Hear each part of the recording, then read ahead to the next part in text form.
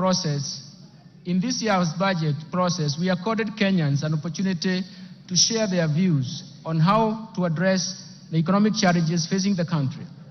Kenyans responded to our call and requested the government to address, through this budget, first, the devastating effects of the ongoing floods; second, taxation concerns and cost of living; third, the level of unemployment; fourth, protection of the poor and the vulnerable; fifth, reduction of wastage in public expenditures at the national and county governments level.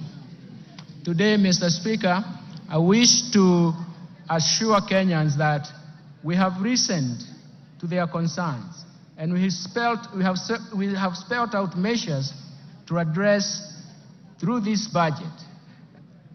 In this regard, the budget highlights, and even the government's plan to strengthen the resilience of our economy to navigate the global turbulence, accelerate economic transformation, and decisively address the overarching developmental challenges in line with better bottom-up economic transformation agenda.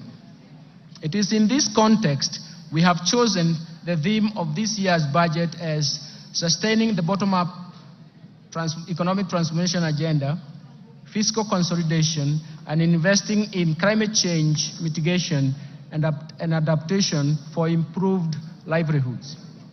Mr. Speaker, it is now my privilege and honor to present the economic policy context of this budget. Thereafter, I will broadly outline the policy priorities and structural reforms underpinning the bottom-up economic transformation agenda. The proposed resource allocation as well as revenue-raising measures that the government will implement in the financial year 2024-2025 budget are going to be summarized.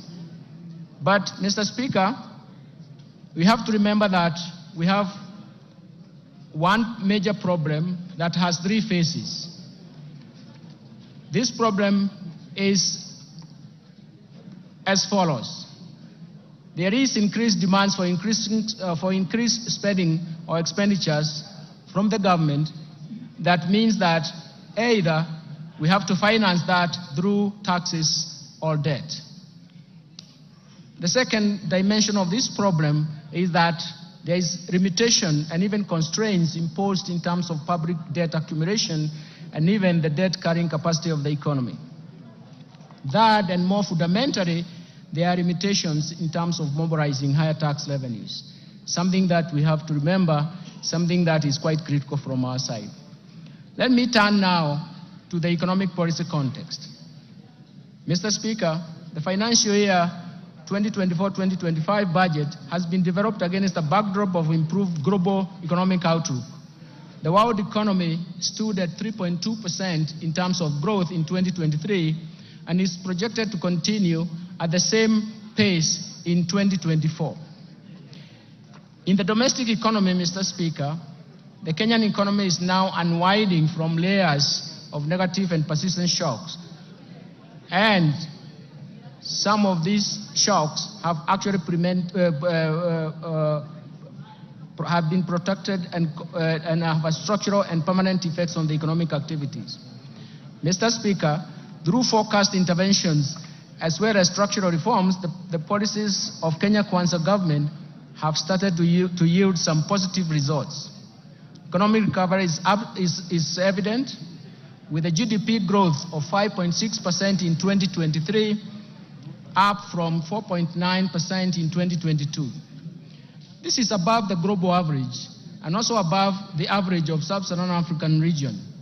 The domestic growth in 2023 was mainly supported by a rebound in agricultural activities given the improved weather conditions and subsidized inputs for farmers. The resilience of the services sector remained strong in that same year.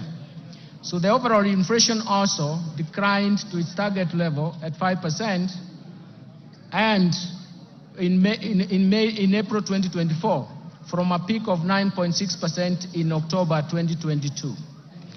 The decline was driven mostly by easing of food and energy prices, a strong pass-through effects from exchange rate appreciation, and the impact of monetary policy actions. And the tight monetary policy has been complemented by fiscal policy measures to enhance food production through subsidy program on fertilizer and seeds. Mr. Speaker,